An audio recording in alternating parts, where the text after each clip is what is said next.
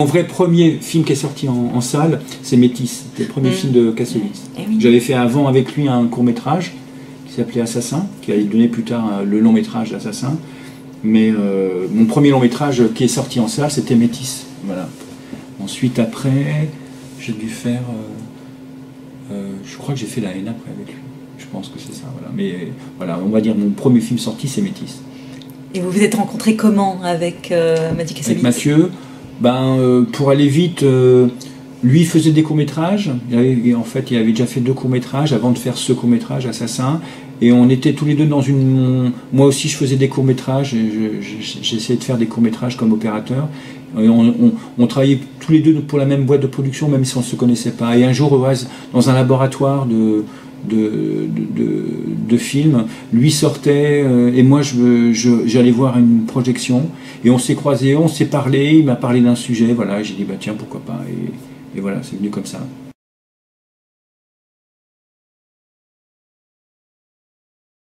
Alors, bon, La haine c'est un film un peu particulier parce que c'était quand même une cité un peu chaude, c'était à Chanteloup, pas très loin de Paris, à 20 km de Paris. Mais le travail qu'avait fait Mathieu, son assistant et les comédiens, c'est en fait de rester dans cette cité. C'est très rare, ça s'est jamais reproduit. Donc ces 4 personnes, Mathieu, l'assistant et les comédiens, sont restés, je crois, 2 mois avant. Ils ont loué une chambre, ils ont habité dans la cité. À la fois pour sentir un peu comment étaient les choses. Mathieu voulait voir un peu comment fonctionnait, trouver des plans, et en plus d'être vraiment accepté, d'être vraiment... oui, accepté par les gens de la cité. Et très honnêtement, La haine, ça s'est passé mais merveilleusement bien. Mais ça, c'est grâce à Mathieu et à l'équipe qui se sont vraiment investis 2 mois avant.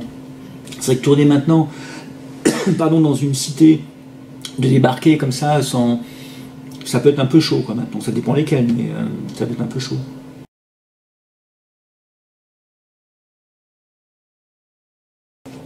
Alors, globalement, ce qui change essentiellement de tourner en couleur ou en noir et blanc, c'est les contrastes. Les contrastes sont quand même vraiment différents.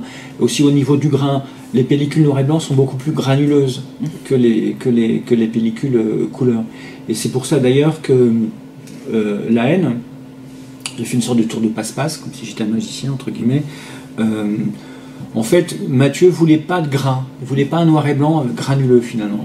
Et en fait, un an ou 2 avant La haine, j'avais testé pour un copain qui avait un laboratoire, j'avais testé un procédé chimique entre guillemets qui était le fait de tourner en pellicule couleur, donc beaucoup plus fine, donc moins de grains, et on va dire, transférer ces images-là sur de la pellicule noir et blanc. Et donc La haine, c'est comme ça que ça a été fait. C'est-à-dire qu'on a tourné sur de la pellicule couleur, et toutes les copies pour les salles, les cinémas, ont été tirées sur une pellicule spéciale en noir et blanc. Voilà. Donc en fait, en gros, effectivement, La haine est un film en noir et blanc, mais le négatif réel de La haine est en couleur. D'ailleurs, je crois qu'il y a sur un DVD des 10 ans, ils ont sélectionné 2 ou 3 séquences en couleur. D'ailleurs, on voit, ils ont tiré spécialement pour le DVD 2 ou 3 séquences en couleur. Ton meilleur souvenir sur le tournage de La haine? Justement, j'allais dire Cannes, parce que... Non, c'est le succès après, mais ouais. Oui, Cannes, c'était extraordinaire, parce qu'on était tous très jeunes. Personne ne connaissait Mathieu, personne ne me connaissait. J'étais vraiment jeune, c'était mon 2e film. Donc, et débarquer à Cannes, avec surtout le succès que ça a eu à Cannes, quoi. Ça, c'est quand même un succès... Enfin, pas un succès, c'est un souvenir vraiment, vraiment extraordinaire. Je crois que c'est ce qu'on a tous en commun. Cannes, ça a été... Parce que Mathieu, c'est génial, il nous a fait tous venir. Toute l'équipe est venue à Cannes. Voilà. Donc on a vécu 2-3 jours extraordinaires à Cannes. Voilà, ça c'est sur le après du tournage. Et les bons souvenirs de La haine, c'est marrant, j'en ai pas un particulier, mais je pense que c'était tellement, tous les jours on faisait tellement, c'est rare en fait, hein, mais on avait tellement l'impression et le sentiment qu'on faisait quelque chose de vraiment particulier, que tous les jours enfin quasiment tous les jours c'était génial quoi.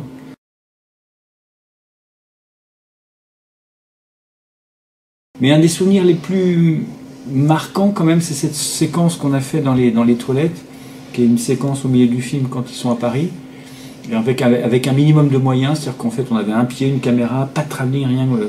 Mathieu voulait que ce soit le plus simple possible, et je trouve que Mathieu a trouvé une idée de mise en scène superbe en jouant sur les reflets, magnifique. Et la séquence en elle-même est magnifique entre Hubert et Vincent, qui a une sorte de discours sur qu'est-ce que c'est que la haine, pourquoi tu vas tuer quelqu'un.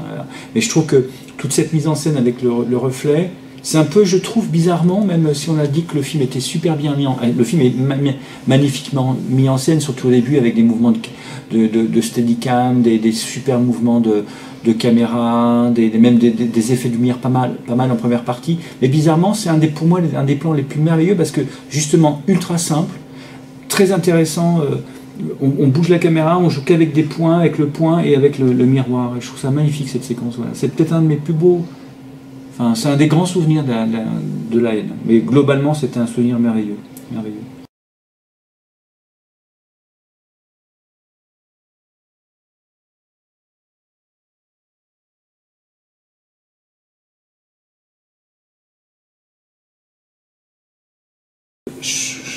Je pense que tous les gens qui ont travaillé sur la haine sont à la fois fiers et redevables de ce film, évidemment. C'est-à-dire que je crois quasiment tous les gens qui ont eu la chance de travailler dessus ont travaillé définitivement dans ce métier. Parce qu'à l'époque, quand j'ai fait la haine, j'étais même pas certain de pouvoir finir ma vie dans ce métier-là. J'étais pas sûr, c'était vraiment au début. Donc je sais que l'assistant réalisateur a travaillé encore, moi je travaille encore, mon assistant à l'époque, caméra, travaille encore, voilà. Donc je savais que quand même la haine restera toujours un film particulier, parce qu'il y avait Cannes aussi, je pense. Il y avait Cannes, qui a été à Cannes, il a eu des prix, il a eu un César, voilà. Donc évidemment, c'est vrai que c'est un peu difficile de commencer sur un film aussi bien, enfin parce que ça a été mon deuxième film ou troisième film. Commencer une carrière comme ça, c'est dur, parce qu'après, pour pouvoir faire mieux, c'est pas facile, quoi. Mais voilà, donc non, je pense que la haine a vraiment un moment particulier. Je pense que les ch'tis, par le nom de l'entrée, mine de rien, c'est pas n'importe quoi, il y a ça. Et bizarrement, récemment, pas bizarrement d'ailleurs, récemment, il y a un autre film dont les gens dans la profession me parlent énormément, c'est Police. C'est marrant parce qu'on me parle de Police avec autant de respect que la haine. C'est assez étrange parce que c'est des films totalement différents, mais Police est très très aimé, quoi. C'est-à-dire qu'avant Police, on parlait essentiellement de la haine. Maintenant, on parle beaucoup de Police aussi, quoi. Voilà. Je pense que Mai Wen, justement, je l'ai entendue en interview, et elle faisait une différence entre une amie à elle, justement, qui a fait la Fémis, qui fait des choses très construites et plus académiques qu'elle, et elle disait, bah, moi j'arrive sur un lieu de tournage, et puis finalement, je ne sais pas exactement ce que je fais, j'y vais un peu à l'instinct. Ah oui, très instinctive. Et très instinctive, c'est quelqu'un de... Mais ce qu'il y a d'extraordinaire, c'est qu'elle est très instinctive à tout niveau, et qu'elle arrive à maîtriser cet instinct et donner des choses vraiment étonnantes. C'est vrai que Police... c'est même je sais même pas si on peut donner un cours sur comment fabriquer Police, parce que il y a qu'elle qui le fait. Il y a aussi cette faculté de prendre des comédiens des très bons comédiens, mais qui arrivent à la fois à jouer sans jouer. Enfin, et c'est vrai que c'est elle qui dit ça. Et ça, c'est propre à elle, quoi. C'est tout. Et quand on est chef opérateur, est-ce qu'il faut improviser en même temps que le réalisateur? Oui. Ouais. Attends, je te dis oui. Est-ce qu'il faut que j'improvise? Oui, c'est ça qui est bien. C'est ça que j'aime bien dans ce métier quand même, c'est que mine de rien, il n'y a pas une journée de tournage. Enfin, globalement, il n'y a pas une journée de tournage qui se ressemble à l'autre. C'est vrai que tous les jours, on peut avoir des choses différentes ou des idées différentes qui viennent au dernier moment. Et j'aime bien cet art aussi. C'est un art où il faut vraiment, vraiment s'adapter. J'aime beaucoup ça. J'aime bien prévoir, mais j'aime bien aussi l'inattendu, parce que là pour le coup il peut se passer des choses inattendues, et souvent quand on sait maîtriser l'inattendu, parce que c'est très bien fait Mai Wen, ça peut donner des choses merveilleuses.